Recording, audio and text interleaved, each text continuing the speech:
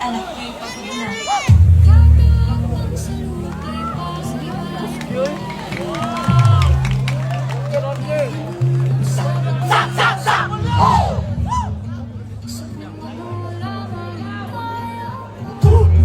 Problema ang aking pinapasan ay halos di ko na makayanan.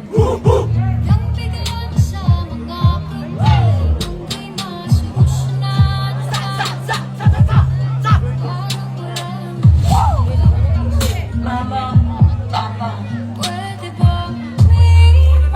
asan kayo sa mga araw na wala ako sa sarili ko? Hinahanap ang sarili, di nang kakayanin sa likod. Saan na napatungo?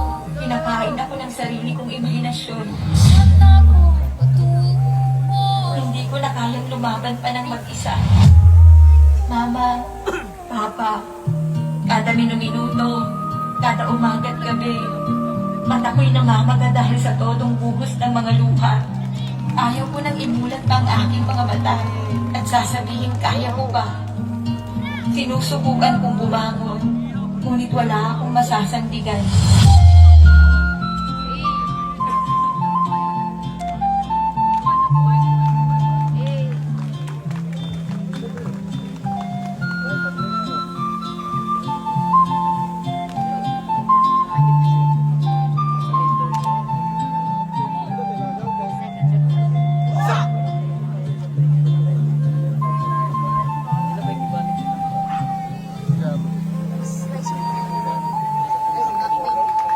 Mama, Papa, pwede ba akong pahiga at matulog na ng tignan?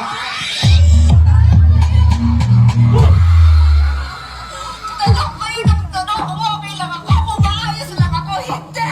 Hindi ako okay! Hindi ako maayos! Gulong-gulong isip, saan ba lulugar kapag nagkamali? Grabe sila, muska. Bakit perfecto pa sila? Ayaw ko nang imulat pa ang aking mga mata. Ikaw ka ng malalim at isipin ang mabuti ang mga desisyon. Ilalabang dahil ayaw ko nang makakita pa ng dilim. Para sa kinabukasan, makapunta sa paroroonan. Okay lang ako. Yan ang alam niyo. Pero ang totoo, gusto ko nang laslasin ang aking pulso. Pero di ko talaga yun magagawa. Dahil alam kong hindi solusyon ang pagpapatiwakal para takasan ang problema. Pero teka, lagi na lang ba akong ganito?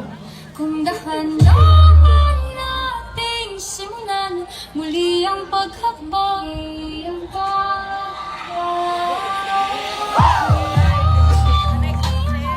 Ang kaputang masalanan, ang payapang kalangitan. Oh, ka na. Mama, Papa, nasan kayo? Hindi ka nag-isa, Naghahanap ng pagmamahal at pag-aaruga. kaya kamaban ka.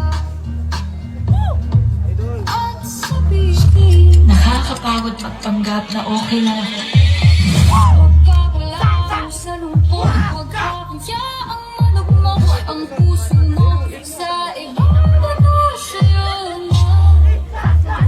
Mama, Papa, balang araw, magiging masaya rin ako. Handaan mo sapagkat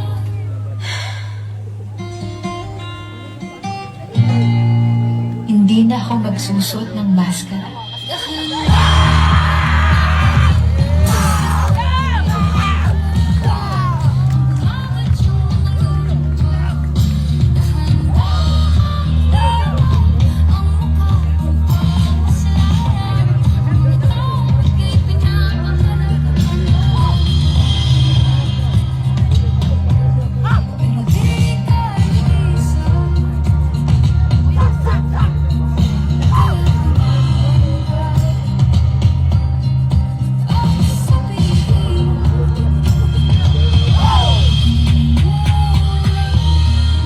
Mama, Papa, Hindi nyo man lang hinintay na maging successful ako.